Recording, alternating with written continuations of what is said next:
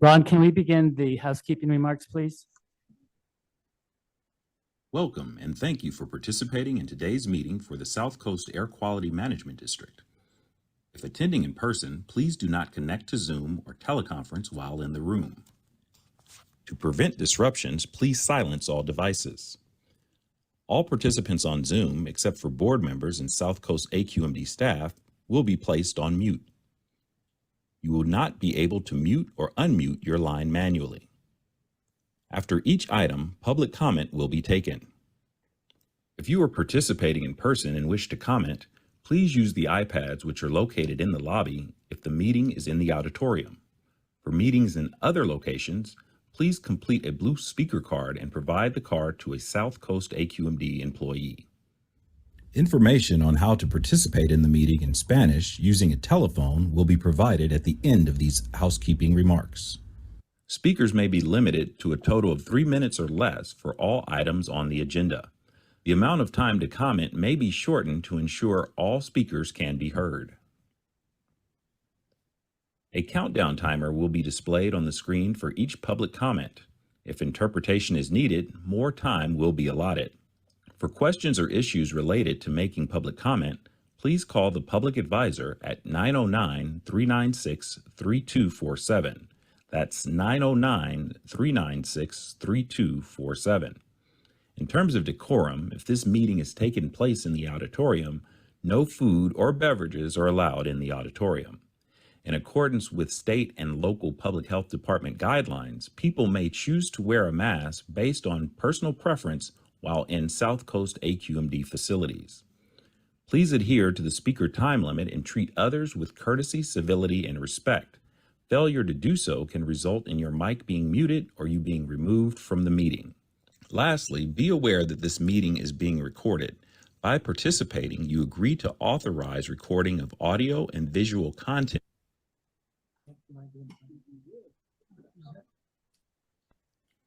Welcome and thank you for participating in today's meeting for the South Coast Air Quality Management District. If attending in person, please do not connect to Zoom or teleconference while in the room.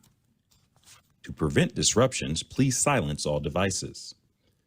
All participants on Zoom, except for board members and South Coast AQMD staff, will be placed on mute.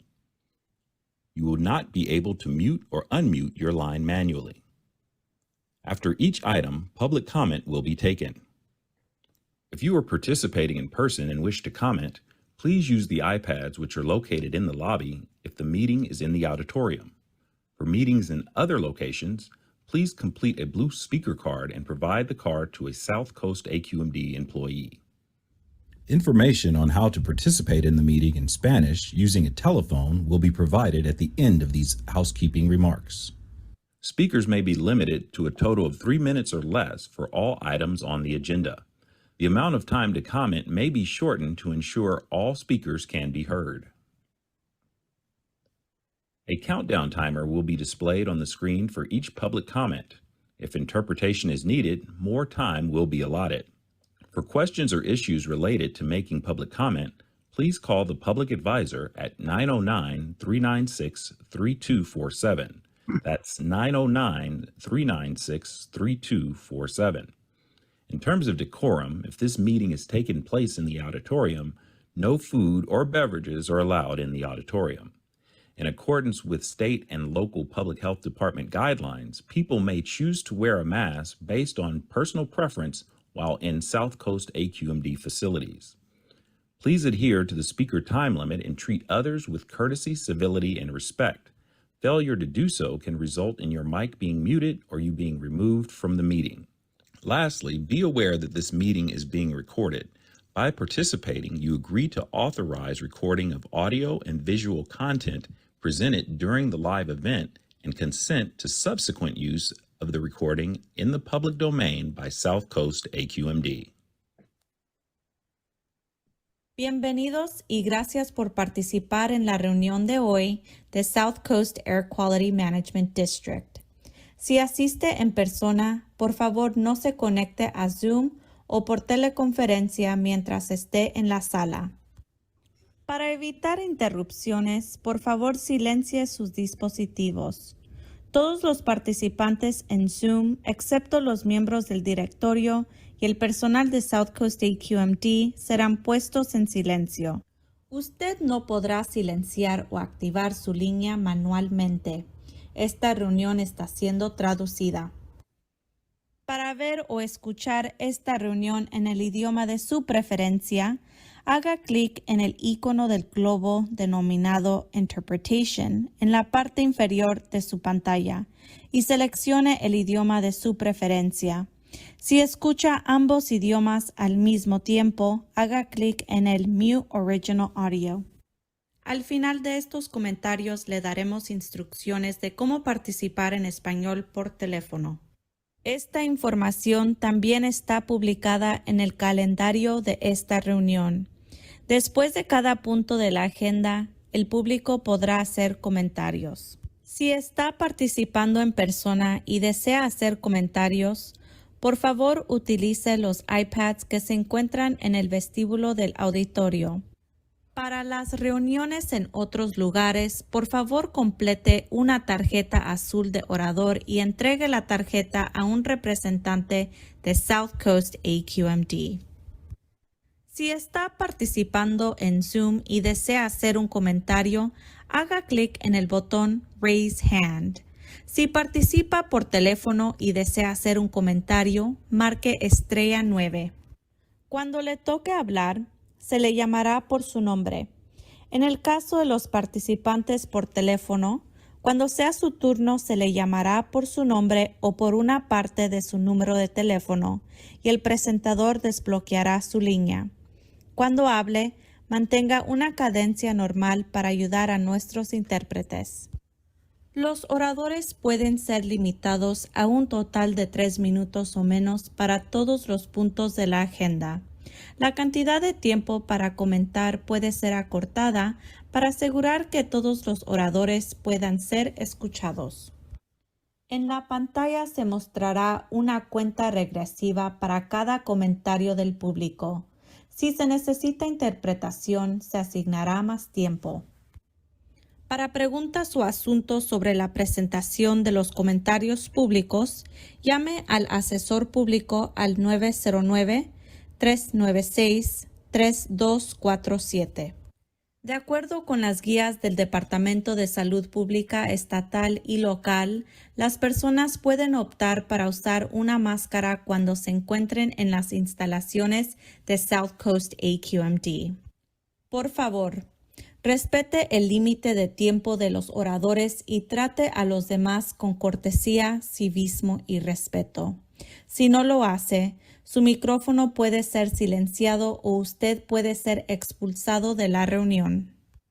Por último, tenga en cuenta que esta reunión está siendo grabada.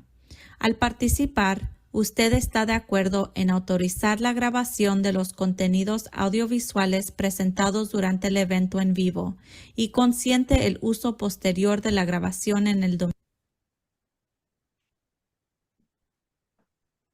Thank you very much for those instructions, and good morning, fellow board members. Good to see you on this Friday. Good morning, security staff. Good to see you.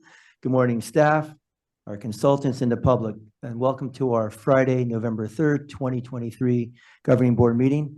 I'll ask our Orange County Supervisor, Andrew Doe, to please lead us in the Pledge of Allegiance. Andrew. Thank you, Mr. Vice Chair.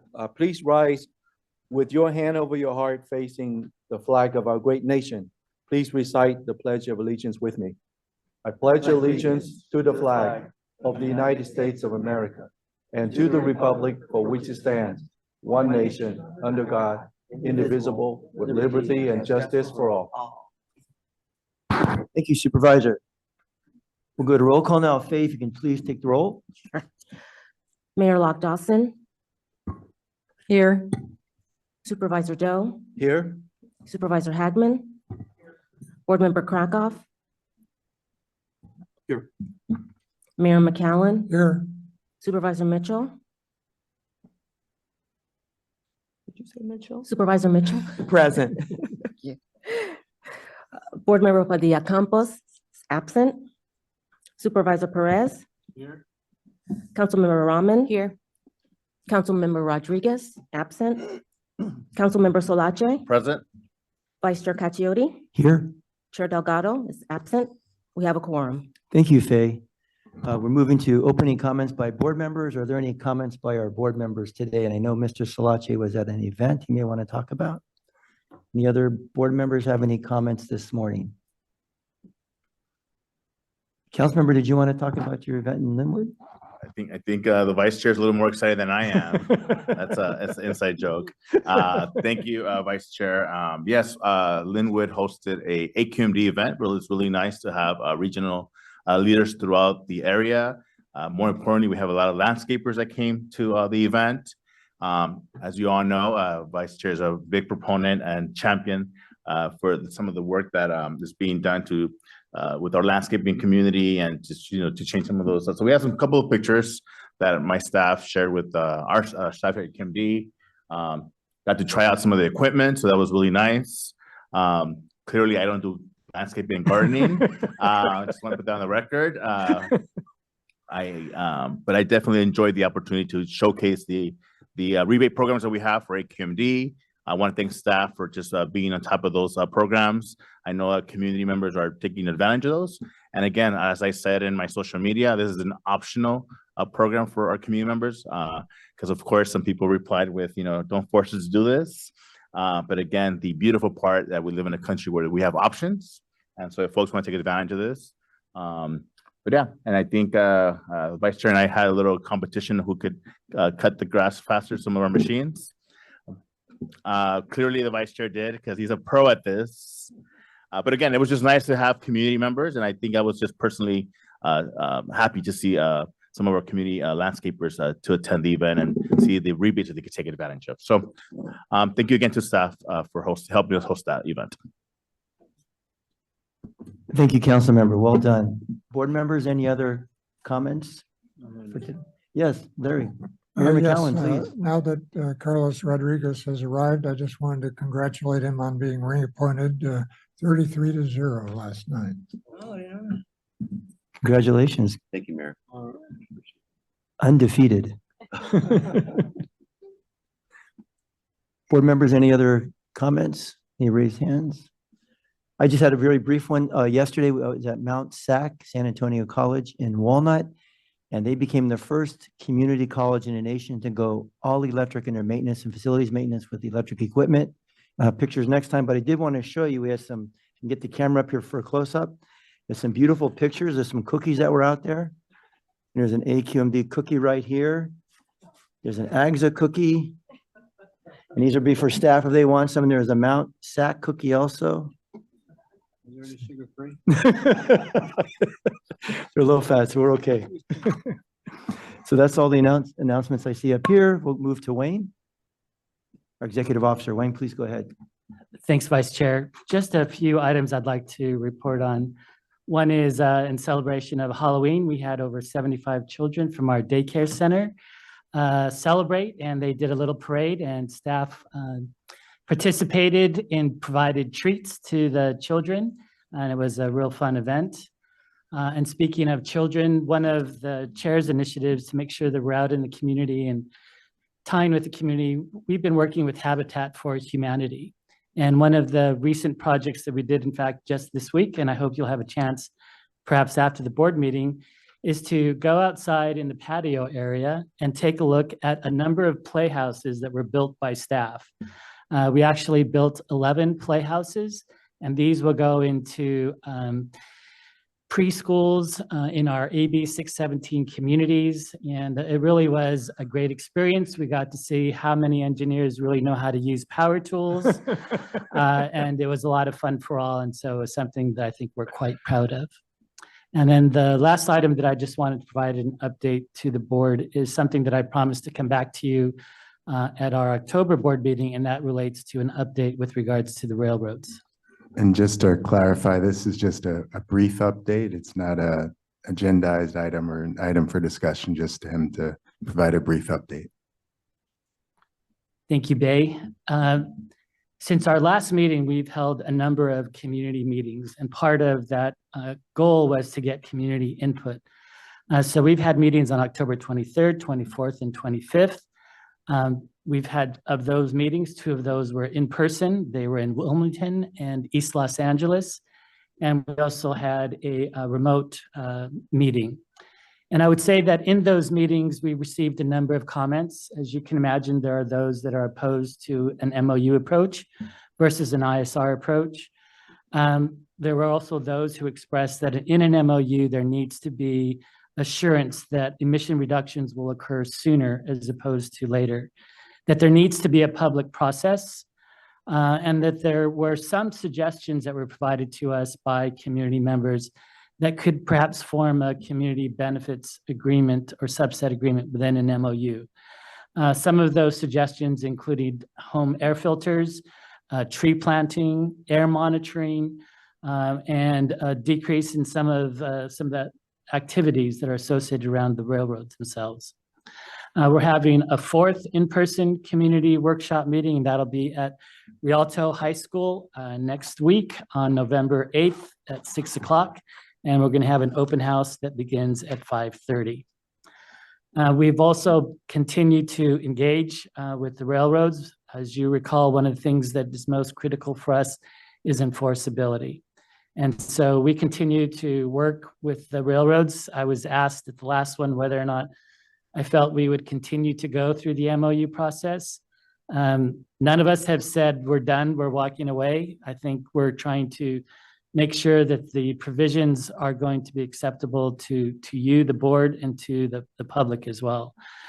We continue to be on track to have the draft MOU released before the Mobile Source Committee meeting, and we'll do a committee presentation at MSC on November 17th. And that concludes my comments. Thank you. Thank you, Wayne. It's not an item on our agenda, but did anybody have any quick questions for the executive officer? Seeing none, we'll move on to the public comment portion of our agenda. Mr. Chair, Oh, real yeah, quick. sorry, Supervisor, go Just ahead. very quick, sorry about that. I just remembered that our climate change ad hoc committee, I just want to make sure that I remind folks that we'll be having that in the near future. I was out on sick leave, but definitely an important ad hoc committee to have, and I look forward to working with folks here in the dais as well as our community. Thank you. Thank you, Supervisor. Councilmember Rodriguez. Thank you. Just wanted to take a moment in light of the kind words by Mayor McCallum to say how humbled and grateful that my colleagues from the Orange County cities have asked me to continue my role here as their representative. I recognize the responsibility of that role as a board member as we move forward in balancing economic vitality and success of the region with the health protections this agency is tasked with guarding. I look forward to working with all of you, my colleagues, esteemed colleagues on this board in the coming years. Thank you. Thank you, Councilmember. We'll move on to public comment. At this time, public has 3 minutes. This is an opportunity to comment on items that are not on our posted agenda today that are within our subject matter jurisdiction. Wayne, would you like to assist me on the public? I see it looks like a couple hands are raised. Yes, we have 3 hands raised, 4 hands. And the first speaker is Eric Pfefferman. Eric, go ahead. You have 3 minutes, and this is on items that are not on our agenda today. Go ahead, please, and welcome. Great. Can you hear me? Very well. Okay, great. Yeah, I'm calling in or attending this today because the Sunshine Canyon landfill here in Granada Hills continues to be a public nuisance, ongoing now for decades. And as of late, it's only continued to get worse. In fact, this morning, one of the AQMD inspectors came by to verify the odors and stench affecting my son's at my son's elementary school, Van Gogh Charter, where he attends kindergarten. This is one among, I think, about 1,500 complaints that have been registered with AQMD so far this year. Per Inspector Christina, there's been 49 NOVs issued against Sunshine Canyon landfill this calendar year, which far surpasses the record of 39 that was set in 2015. And it seems like, given there's a disconnect between the inspectors who have boots on the ground and executives in Diamond Bar, it's making myself and other residents here feel like the situation has become outrageous, because I've spoken to Legal counsel at AQMD, Nicholas Sanchez, who has told me on a number of occasions, if the data that AQMD collects supports pursuing an order for abatement, that one would be pursued. And now, again, based on precedent, where an order for abatement was pursued in 2015 due to the record amount of complaints and NOVs that year, we far surpassed that so far, just in 2023. And AQMD, for whatever reason, continues to just sit on its hands and do nothing while this situation continues to spiral further out of control. And it's only going to get worse as the trash continues to rise and as this El Nino event that is, I guess, a 95 or 99% probability of happening this fall and winter.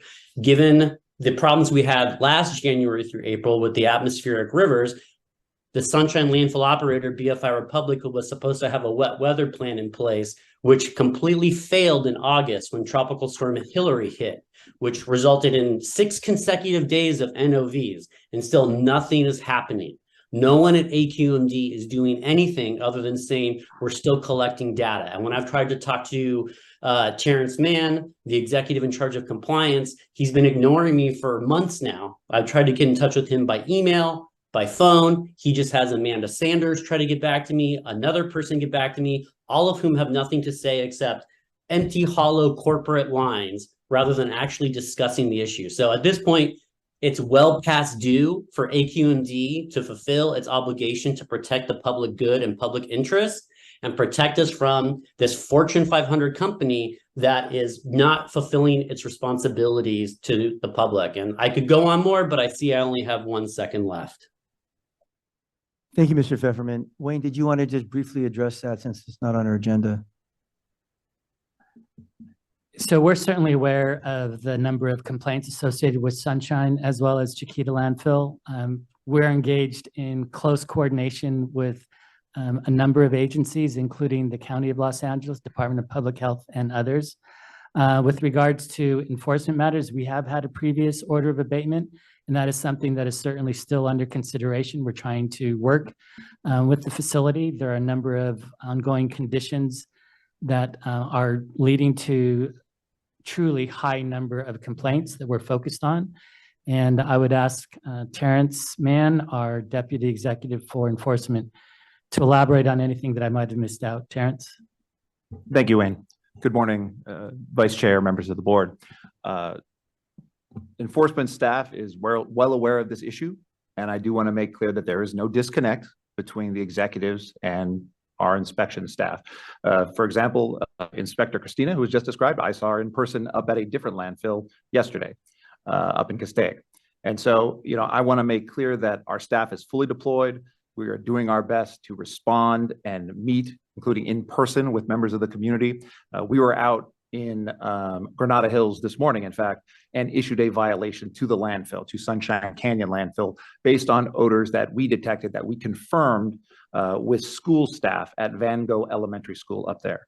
And so, especially with potential impacts to schools and children, we are paying close attention. And the numbers that Mr. Pfefferman described were accurate. We publicized those statistics so that the community can know. So we are being as transparent as possible. That includes calling members of the community back. And I want to be clear, there is a process to this. When someone calls the agency, for example, may want to speak with one of you or to Wayne, that's not the first call. And so members of this community have spoken to all levels of the chain, and I will handle it as appropriate when it reaches my level. And I want to assure you of that.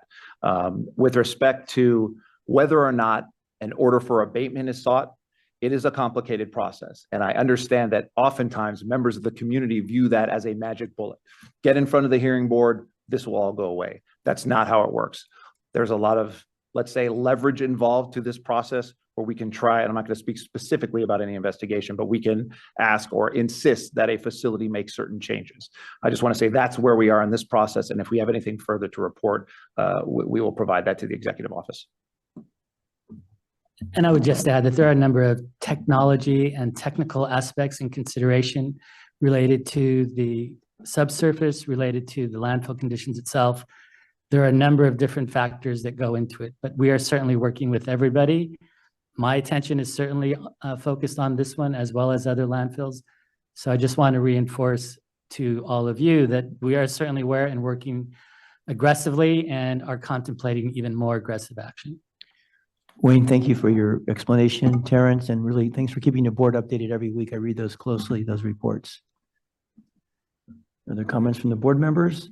Move on to the second public comment. Looks like a Frank Nolan. Frank, go ahead. Want to make sure you can hear me? Sure can. Go ahead, Frank. Okay, great. Thank you. I've been in the Granada Hills community for 30 years. I'm a retired LAUSD school teacher, 26 years with them. We have been actively involved in reporting, attending meetings regarding the landfill. I have little to add from what Eric Pfefferman just so beautifully explained. However, I just would like to point out communities rarely act proactively. We see this in the tragedy that just happened in Malibu on PCH. The community members have been complaining about speeding, dead man's curve. And now maybe since 4 young lives were lost, something will happen there. So I'm just curious, what's it going to take for the AQMD to do something about the odor stenches that we live with in our communities? We cannot use our backyards. We cannot use our parks. Our schools are affected. Those students are supposed to get 20 minutes of exercise, PE instruction every day. They're required by law to have 100 minutes every week. And teachers have to certify that. The teachers at Van Gogh, the children can't go out in the yard. It also affects Knollwood Elementary, Robert Frost Middle School, El Oro Way. And where I worked at Tulsa, Tulsa Street Elementary School, I used to even smell it on the playground down there, which is about 3 miles away. That's my first question. What's it going to take? My second question is, does the landfill actually pay those fines? We were told that each NOV is supposed to be a $10,000 fine, and yet I was also told that that even though the fine is imposed, there's no method to collect it. So I'm curious about that as well. What's it going to take, and does the landfill actually pay the fines? Frank, you finished with your comments? Yes, we'll move on. Next item. Next person is Yasmin Angelides.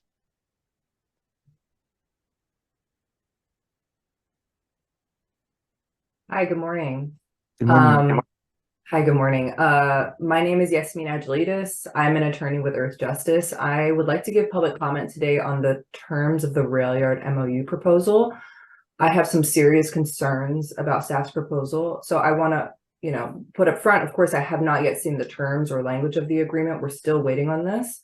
But what I know from presentations from staff is that the proposal would bring all locomotives that, solely operate within the basin to Tier 4 by 2033. And this might sound like it's moving in the right direction, but I want to strongly caution you, if South Coast agrees to this Tier 4 proposal, the agency will be facilitating the Class 1 railroads and skirting their zero emission obligations that are required under CARB's in-use locomotive rule. I worked very closely on CARB's rule and I followed it very closely. Happy to discuss the details, of that rule more, at another time when I have more time with any board member. But at this time, I want to break it down. Under CARB's proposal, Class 1 rail operators would have to meet 2 key requirements that are relevant to what I'm speaking about, or be able to show that they can achieve the same emission reductions comparable to meeting those requirements. So first, starting in 2030, all locomotives that are 23 years or older must be retired. Second, all new switcher locomotives must be zero emissions starting in 2030. In the South Coast, basically all switchers are more than 23 years old, so they would have to be retired under CARB's rule alone. So even if nothing was done, if the agency here, South Coast, did not take any action under CARB's rule, they would have to be retired.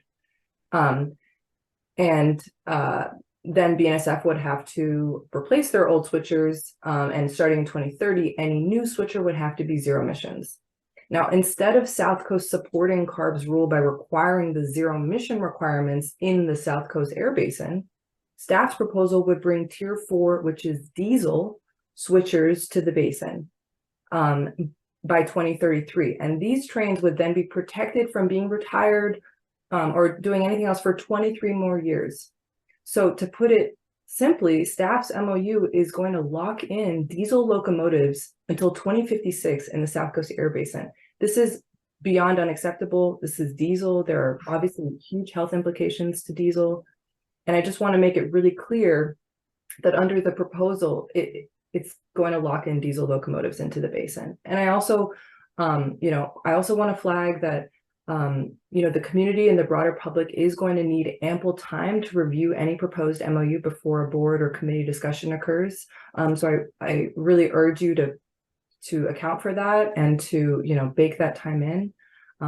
Okay, I would be happy to discuss any of this further with any board members. Thank you for this. Thank you, Ms. Angelides, for your testimony. Next is Monty Rowan. Monty, go ahead, please.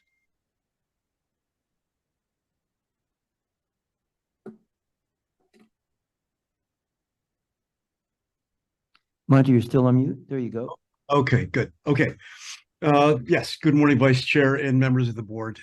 Sadly, I'm back again to address the same issues that I've been addressing for months now at the Dolphin Marina apartments that are involving microparticulate pollution and extraordinarily high noise levels that you don't have anything to do with, of course, and also poor to zero asbestos remediation, proper asbestos remediation.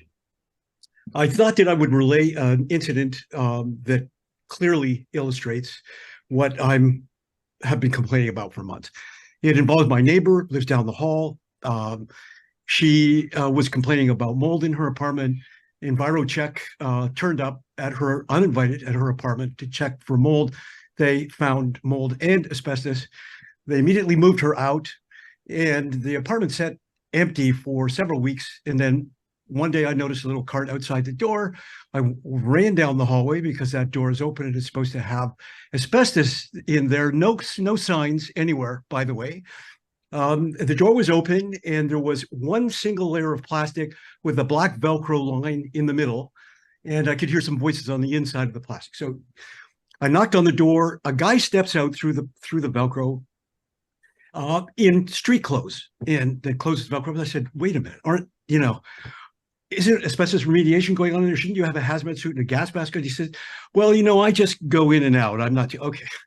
So I look at the guy and I just, tell him that I'm a concerned neighbor. I said, but by the way, could I just have a look in there?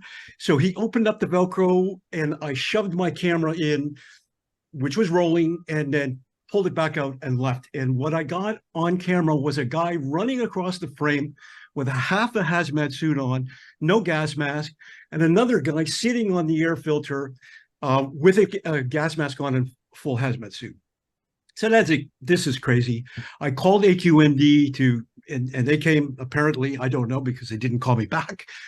And then about 2 weeks later or 3 weeks later, I called again AQMD to get a follow-up. I got a follow-up saying that yes, there was indeed asbestos in there. They had uncovered 564 square feet of ACM, but it was designated as a P1 site. What? I said, a P1 site, that means all of my friends' belongings were in there, but they'd not been cleaned. And I'm like, how's it possible for that amount of asbestos to be designated as a P1 site? Anyhow, I don't have any more time to describe subsequent events, but that should be enough. And by the way, all the way through the remediation, no signs anywhere, nothing.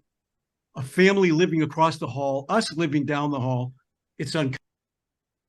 Thank you, Monty Rowan. Next public speaker is Harvey Etter. Harvey, you've got 3 minutes.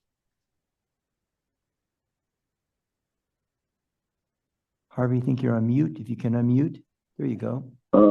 Hello, good morning. Am I being heard? Good morning, Harvey. Yes, you are. Okay, thank you. There's a couple things I want to talk about. In response to this fellow talking about asbestos, I just want to say I was exposed to asbestos on the pipeline in Alaska. And I've been trying to find out what's going on now through my union local 341 out of Anchorage, and it's not going well. And anyway, my understanding is 40,000 people die each year from asbestos. It's still in brake lining.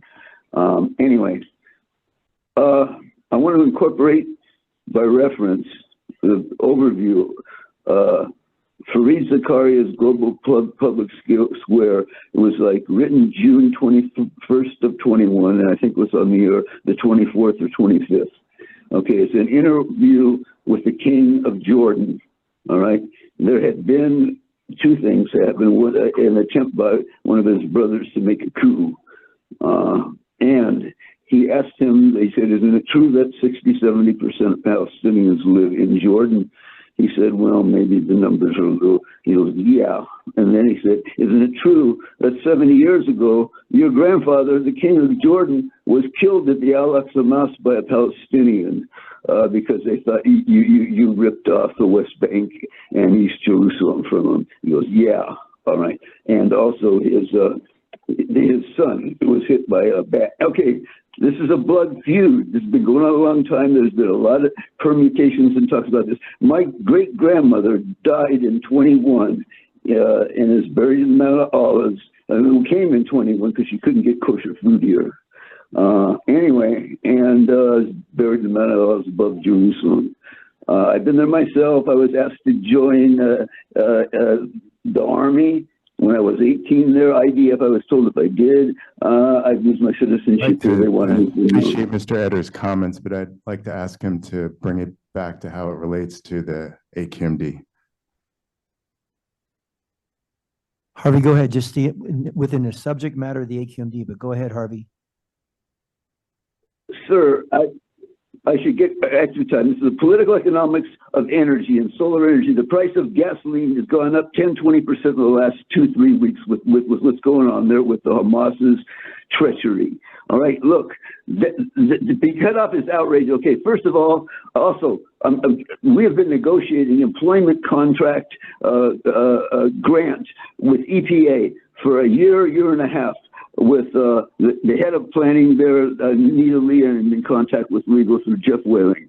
Okay, they've given a figure of $5 million to redo the 16 contracts since you did not evaluate the Sunshine program for the Department of Energy, nor did CARB, nor did EPA. Okay, we also have to redo the 16 plan, which was not done, and we were run out of court 4 years ago. We got no help from y'all. Also, we're going to redo the 22 plan. Thank you, Harvey. Let's move to the regular agenda now, and we can come back to public comment. I want to look into an issue. Okay. Yeah. There was one more person on the public comment. You just want to come back to that, Bay? Or do you want to finish up?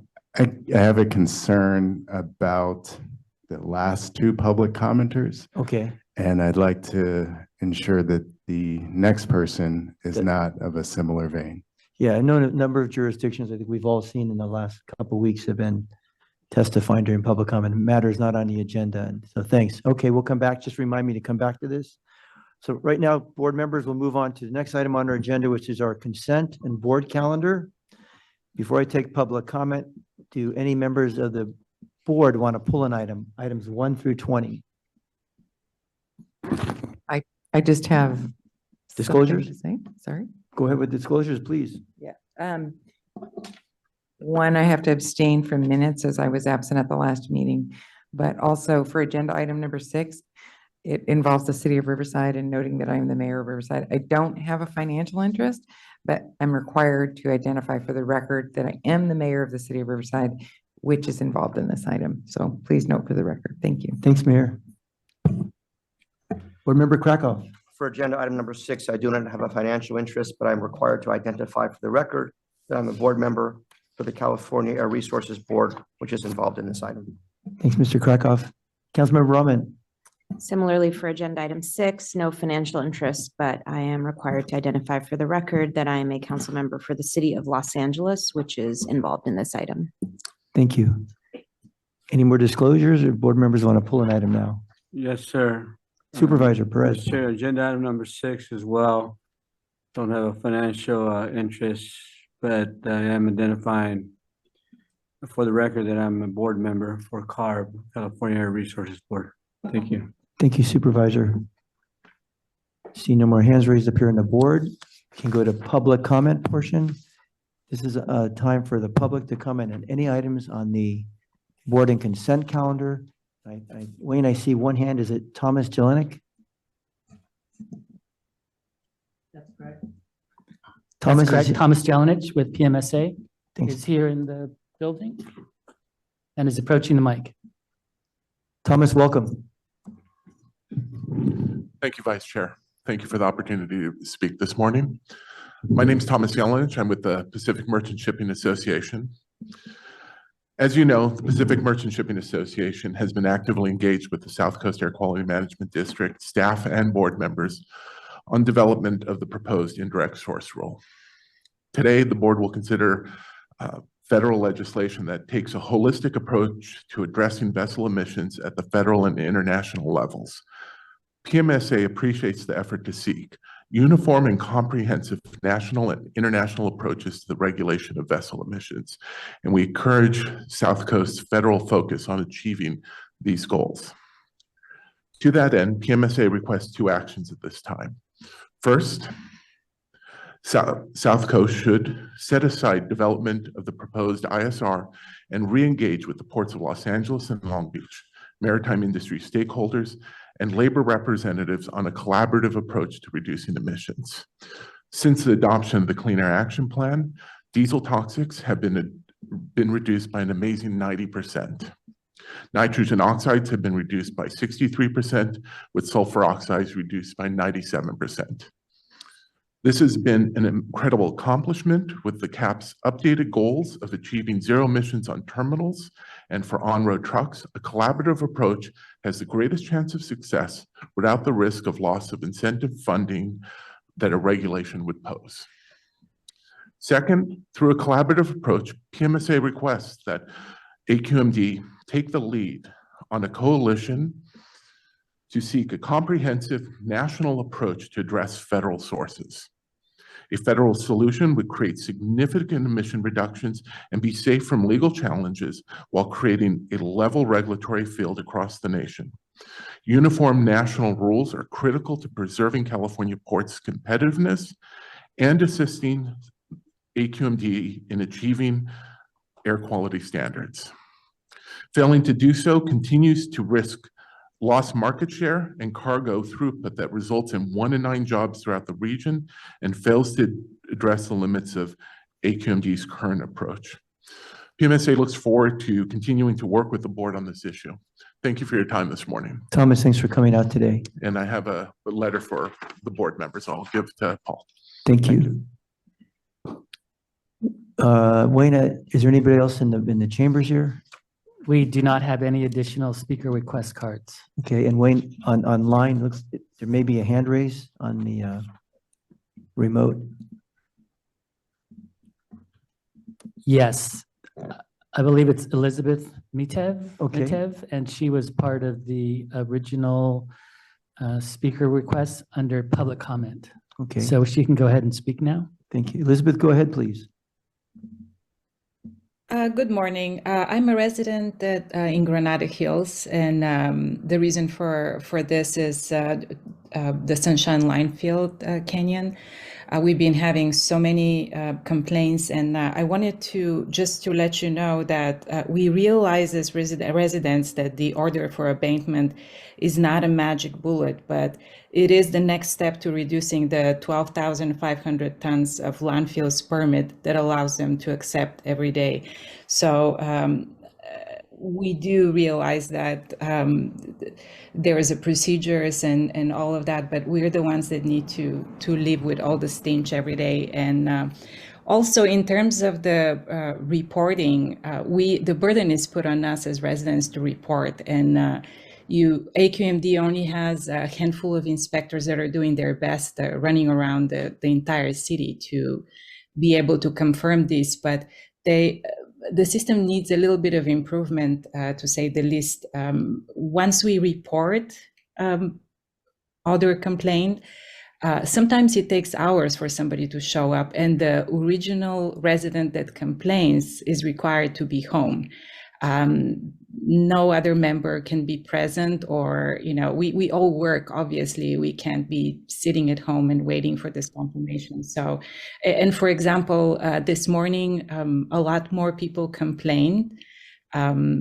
Not all of the calls were verified. The inspector had called and told my husband that there is enough complaints verified for notice of violation to be filed.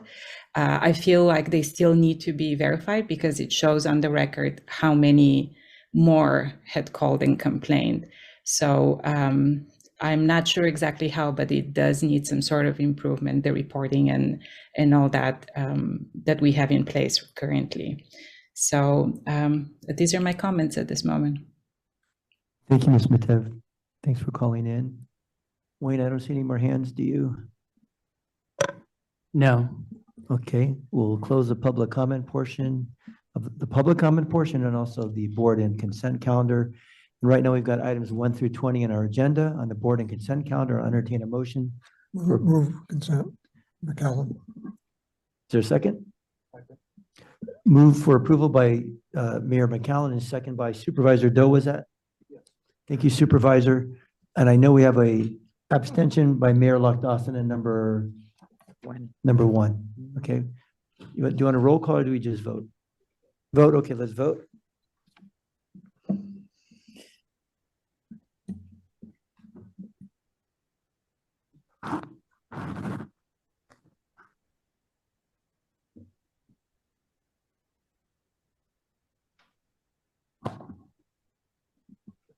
So I've got, is that final? We got 12 yeses and 1 abstention.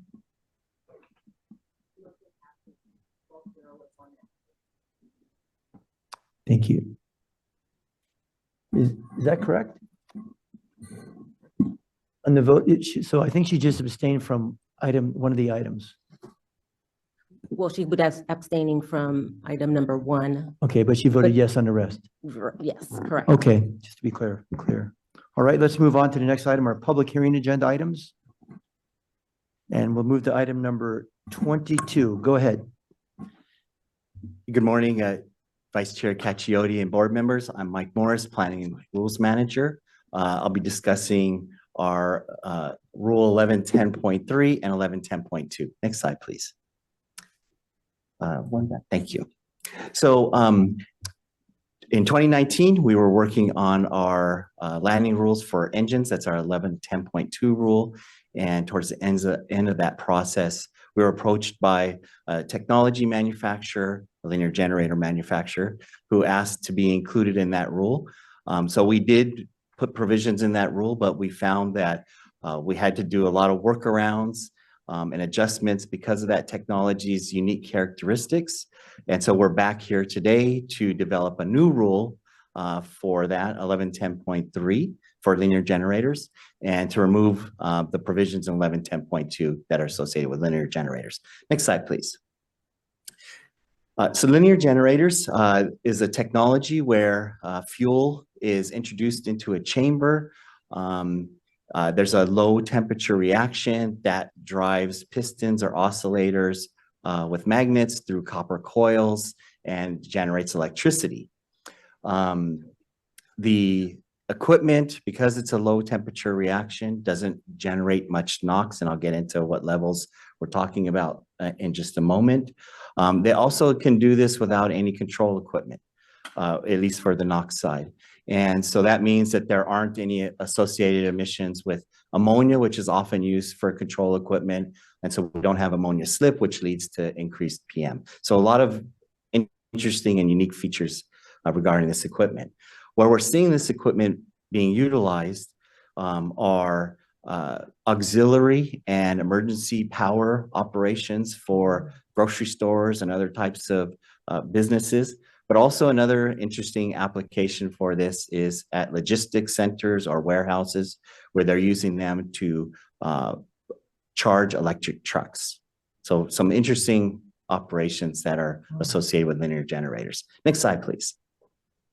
So as I mentioned, the proposed rule will be removing the provisions from 1110.3 and putting them into, removing them from 1110.2 and putting them into 1110.3. And we're going to go over what the provisions are in 1110.3. Next slide, please.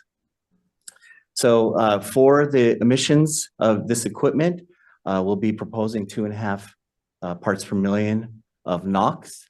And I just wanted to highlight that because that's essentially the same levels that we require for power plants that have sophisticated control devices with them. So we're at that same level. And obviously it's magnitudes of order cleaner than diesel engines. I also wanted to highlight that right now the rule just covers natural gas applications. This equipment can run on a variety of fuels, natural gas, of course, but also blends with hydrogen, pure hydrogen, propane, ammonia. And these are all things that we currently don't have enough information about to establish limits, but we're hoping as the technology matures that we'll be able to get that information and establish limits for those as well. Next slide, please. So the other provisions in the rule are incorporated to ensure that the performance and robustness of the equipment is maintained throughout its operational lifetime. So we do have maintenance requirements, source testing, monitoring, and record keeping. Want to point out on the source testing side, we are requiring the unit to be source tested when it goes into operation and then every 5 years. For operations that have multiple units together, and this would probably be one of those logistic or warehouse type situations where they have many units, 6 or more in this case, then they'll be able to do pool testing where they'll just do a sample of 1/3 of them every 3 years. Next slide, please. So one of the things that the manufacturers of this equipment asked us to examine was a certification program for this equipment.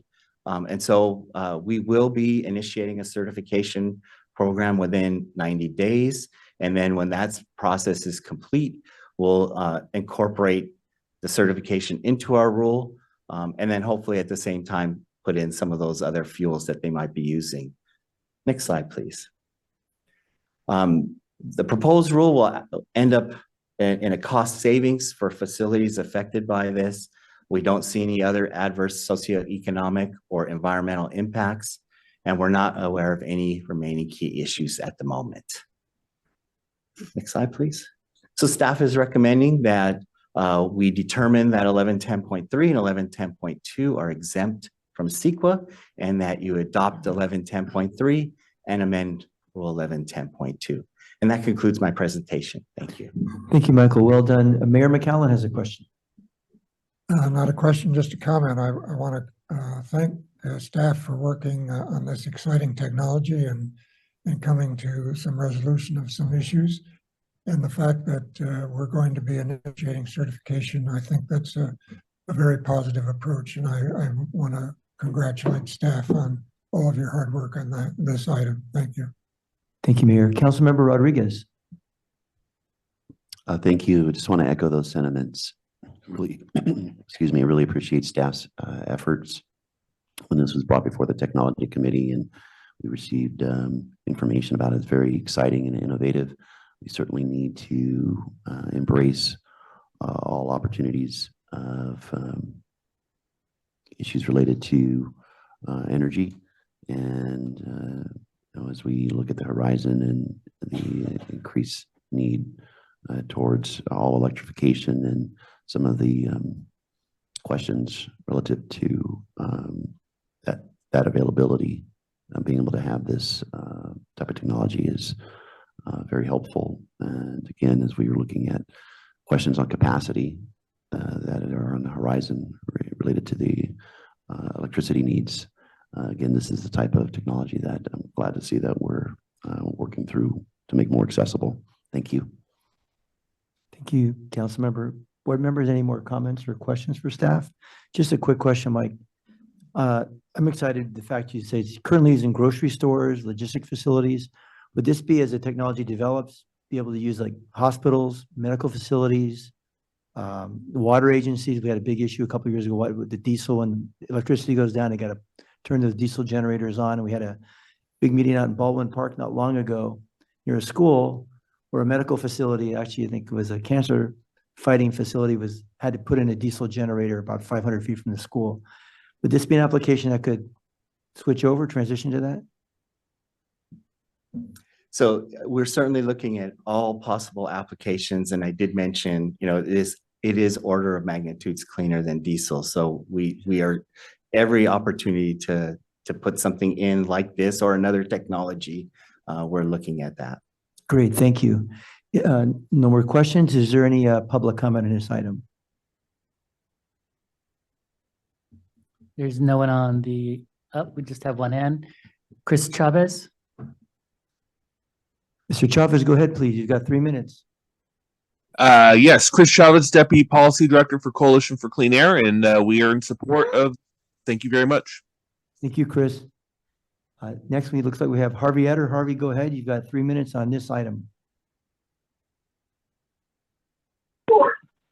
Hello, am I being heard? Yes, you are, Harvey. Go ahead. Okay, I'll be real quick. I'm on a bus. Sorry about the background noise. I want to know if it'll run on alcohol, and I want to know if the emissions, like from natural gas and distribution, are taken into effect on it as well. Because big numbers from natural gas, it's rated pretty much at least 120 plus GWP. Thank you. Thank you, Harvey. Michael had a question. Will this run on alcohol? As far as I am aware, it doesn't run on liquid fuels. It runs on gaseous, though I imagine if you really wanted to, you could make it gaseous. Thank you. Maybe you can talk to the manufacturer on that item. I don't see any more on my list. Wayne, do you see any more? No. Okay. We'll close the public comment portion period now, and I'll entertain a motion. So moved. Moved by Councilmember Salache, seconded by Mayor McCallum. Roll call. We can vote. Okay.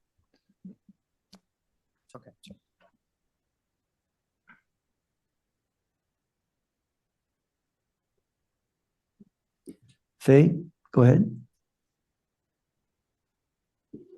Motion passes 12-0 with 1 absent. Thank you. Move to item number 23 on the agenda. And now we have Michael Kraus. Good morning, Board. I'm here to present to you our proposed amendments for our Rule 2011 and 2012. Both of these rules are reclaim rules that regulate the operation and maintenance of continuous emissions monitoring, or SEMS. Okay, thank you, Paul. Next slide, please. Just by way of reminder, within those rules, there was a condition by which you cannot stop the operation of those SEMS, pretty much under very limited conditions, if so. However, as we've seen the adoption that the board has been adopting, these reclaim landing rules that are requiring more control, more command and control at facilities, it's also thus upping the projects and the length of the projects that are being taken in order to install the proper control devices. It requires basically the basic equipment a lot of times to be kind of shut down almost completely, and thus just registering a 0 value on these SEMS. In some cases, the SEMS is actually detached and is just catching ambient air, so not really very useful in that sense. But again, because these rules are very specific about what's being allowed, we need to go back in and allow for some relief there. Next slide, please. So this is a good picture description of what we're describing here. So as you see on the left here, this is the basic equipment. As you can see, someone's working on that, whether doing some level of maintenance, bringing it up to upgrading it, bringing it up to speed. On the right there is a picture of the monitoring equipment. Again, if just coming out with 0 values doesn't seem very useful, so we are trying to look for a way in which they can turn off those SEMS during the shutdown of the basic equipment. Next slide, please. One of the things that we looked at was we already have some existing rules on the books that we've already prepared for the transition, with the reclaim program. So we wanted to establish SIMS rules specifically for all facilities in the future. So when we were developing those rules, this issue did come up back during that rule development, and we did come up with a provision by which if the basic equipment needs to be shut down for longer than a week's worth of time, we would allow then the continuous emissions monitoring to also be shut down as well. So we basically, the idea is that they would shut down the basic equipment, the continuous emissions monitoring, which shows zero value, and thus allowing them to go ahead and shut down that continuous emissions monitoring. When they're done with the project, it could be week, couple months, whatever it might be. They then are required to turn back on that monitoring, showing us that zero value again before they turn up the basic equipment, in which case we see the ramp ups and, we know we're getting proper data from that basic equipment. There's some other little elements that we did update as well when we opened up the rules, hearing back from stakeholders. So we responded back to those as well. Next slide, please. So with regards to some remaining issues with it, there's no cost involved in this, so there was no socioeconomic impact. On the environmental side, it's, if anything, with the big equipment down, there's actually a benefit for the environment for a temporary period of time. So there's no environmental impacts, and we prepared a notice of exemption for that, and we're not aware of any key remaining issues with regards to this amendment. Next slide, please. So we're asking the board to adopt our resolution determining that both proposed rules 2011 and 2012 be determined to be exempt from CEQA, as well as amending those. And that concludes my presentation. Thanks, Michael. Board members, any questions or comments for staff? Yes, Ms. Padilla Campos. Thank you. Hi, Mike. Thanks for the presentation. Is it sort of like a switch where you turn it back on and it starts working immediately, or does it take a while to ramp up and start? For the monitoring, it doesn't take very much. I mean, there's obviously there's probes and hookups and things like that that are involved, but it doesn't take much for that. Now, the basic equipment does take a ramp up, but again, we'd see that in the data once that starts happening. And we have a period of time of 4 hours. And do people file something when they're going to do these repairs and be turning it off? File as in they're or doing just give some sort of notice? Yes. So they will be applying for a modification to their permit or possibly a new permit. So, and we're given their schedule at that time. Okay, so you're notified when this is, so you're expecting the shut off. Yeah. Okay, thank you. You bet. Thanks, board member. Board member Gideon Krakoff. Yeah, thank you for this and for the last item. And I just want to emphasize, our agency typically works very well with industry. We've passed all kinds of rules on the most difficult to control sources, refineries, power plants, the linear generators. When our rules need fine tuning, we do the sort of action that we have here. I see no reason why we can't have the same approach with, for example, the ports of Los Angeles. We can work well with industry within the rule context or whatever it might be. We're a reasonable agency. We have a track record of negotiating and communicating and working well with industry. This is just another example of that. And I see no reason why our colleagues and friends of the port should be any different.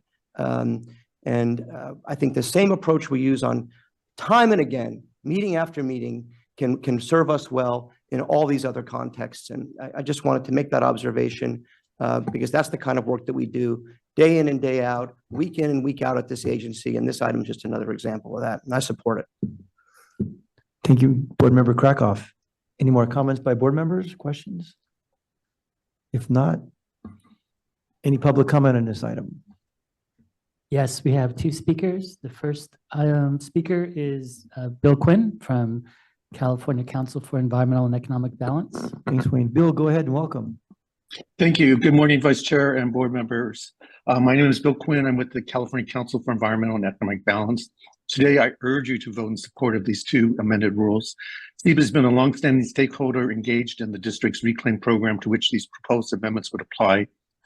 PAR 2011 and 2012 make technical changes to address a potential conflict that could occur as facilities implement the so-called landing rules under the reclaim program. The proposed changes include safeguards to ensure that they will not result in any adverse impacts on air quality. We want to thank the staff for moving quickly to develop these rules and these technical changes. Again, SEEP supports 2011 and 2012 and urges your approval at this time. Thank you so much. Thank you, Bill, for testifying. Next, Wayne, it looks like Curtis Coleman. Curtis, go ahead, please, and welcome. Thank you. Good morning, Vice Chair, members of the board. Curtis Coleman, Executive Director, Southern California Air Quality Alliance. We also would like to thank the board and the staff for their work on this and expediting this rulemaking. It's been a critical issue for one of my members. I believe also for Bill's Quinn's members. And the staff has taken a very well-reasoned approach to resolving the conflict and assuring that the BARC retrofits can go forward without having to spend lots of time at the hearing board with variances or whatever to deal with this SIMS shutdown issue. So we urge your vote in favor of this, and again, thank the staff for their good work on this. Thank you, Curtis. I see Board Member Krakoff has a hand up. Perfect example. I should have waited till after those two folks just spoke. This is industry coming to work with us constructively. We're showing that we can work together. We can be realistic, reasonable, and fair. And I think that's the approach we take to all our activities, no matter what the sources are. And I should have waited to speak till after our two colleagues from industry made that point. But you can see the proofs in the pudding. Thanks, Board Member Krakoff. Board members, any other comments or questions on this item? Wayne, is there any more public comment? There is not. Okay, I'll close the public comment portion. Board members will entertain a motion on this item. So moved. Second. Moved by Board Member, Councilmember Salachi, and seconded by Supervisor Doe. Roll call, please, Faye. Or sorry, we'll vote on this. We'll vote.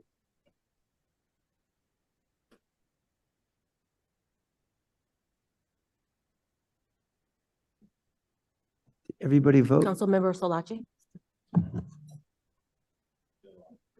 Faye, go ahead. Sorry. Faye, do you want to announce the vote? Motion passes 12-0, 1 absent. Thank you very much.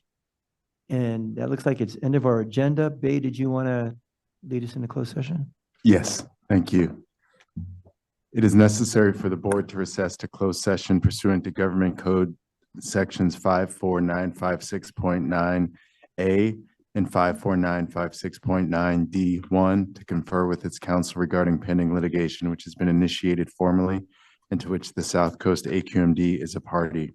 The actions are South Coast Air Quality Management District, the EPA, U.S. District Court for the Central District of California, case number 223-CV-02646, East Yard Communities for Environmental Justice et al., the South Coast Air Quality Management District, the Governing Board, South Coast AQMD, the California Air Resources Board, and DOEs 1 through 25, inclusive, U.S. District Court for the Central District of California, case number 2-23-CV-6682. It is also necessary to recess to closed session pursuant to Government Code Sections 54957.6 to confer with labor negotiators, agency designated representative A. John Olvera, Deputy Executive Officer, Administrative and Human Resources, employee organizations, Teamsters Local 911, and South Coast AQMD Professional Employees Association, and unrepresented employees, designated deputies, and management and confidential employees.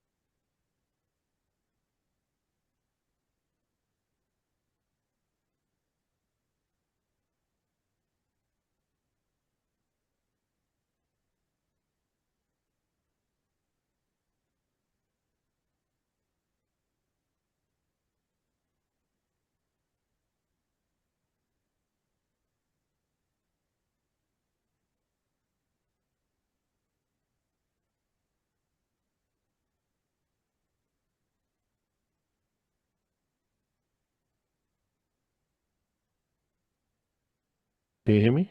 I'm here.